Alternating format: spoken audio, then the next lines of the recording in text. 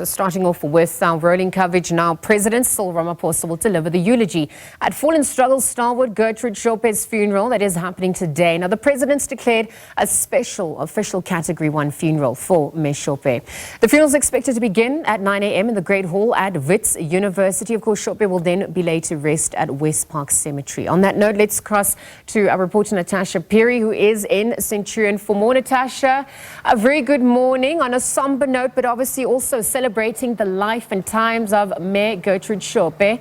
You're at the family home. Valediction ceremony is also set to take place before they make their way to the Great Hall at Wits. Tell us about that ceremony. What time is it set to kick off? What does it really entail? Thank you so much, Liesel. Of course, like you said, on that somber note, today family, friends and comrades of the late Ms. Shope, as she was officially known, or Mageti, will say their final goodbyes to this woman who is described as larger than life, a giant, the great baobab. And of course, we're outside the family home here in Centurion. There's no activity yet behind me. But of course, as the morning goes by, we should, be seeing some movement and activities. And this is when the cortege will then leave for the Wits Great Hall, where Crisalda is actually situated, where the funeral service will take place. And like you've correctly cited there in your introduction, President Cyril Ramaphosa will be delivering his eulogy. As you know, that he has accorded her with a special funeral Category 1 Liesel. Of course, we do understand that a coffin will be draped in the ANC flag from the family home, and of course those from her political home and high-ranking officials will then accompany her cortege, then go to the Wits hall, and of course that is when the service will be underway at 9 a.m. For now, there is not much that's happening outside the family home, understandably so, because it's still early in the morning. But of course, we will be giving you those hourly updates as time progresses throughout this morning. But I mean, this entire week we've been seeing a number of people, officials, dignitaries from all quarters of life, former presidents, former deputy presidents, paying homage to this woman who is not only a teacher, trade unionist, Liesel, and politician, a person who really fought and gave her life and sacrificed her life for the freedom of this country. So indeed, we will give you those updates. And this is as I cross to my colleague, Crisalda Lewis, who's on the other side of town where the funeral service will be taking place. Crisalda? Well, thank you very much to my colleague, Natasha Phiri, who is at the home of the late struggle stalwart Mayor Gertrude Shope. Of course, that's where the proceedings for today will be starting.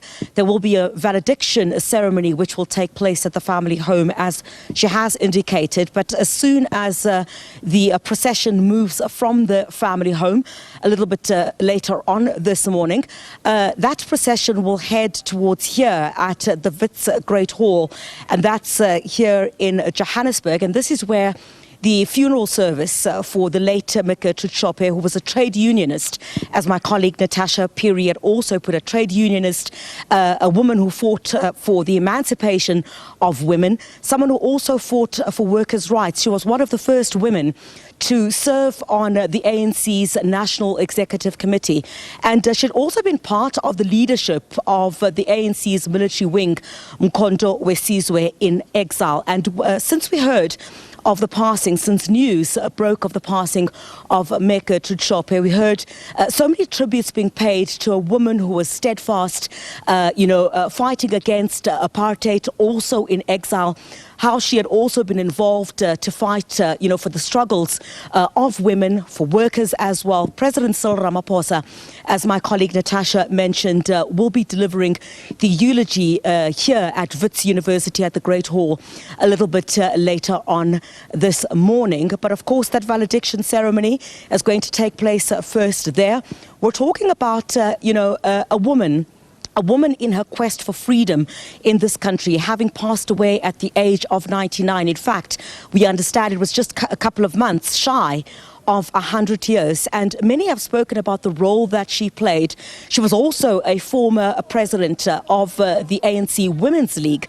We'll talk a little bit later on this morning about the contributions that she has made. Was the fight of Mashope in vain? Looking at some of the struggles, intergenerational struggles. We're talking about the women who marched to the union buildings, what they fought for. What is the position of women in society today and the contribution that she's made towards that? In her quest for workers' rights as well as a trade unionist, many have spoken about the role that she has played, but certainly many will be paying a tribute to her life today, and many will speak about the contribution that she has made. Of course, that procession will move from Centurion. It would take about, I understand, about 30 minutes. But of course, that's after that valediction ceremony has taken place. The family and, very close friends and comrades, her comrades, will move from the family home in Centurion and will head towards this direction here as well. She was also a former member of parliament. We're talking about a rich history here of a woman who certainly is, whose contribution towards the freedom of South Africa cannot be denied. But in the next couple of hours, we'll be speaking to many people who came to know her, who worked with her, and they'll all pay tribute to this giant. Liesel.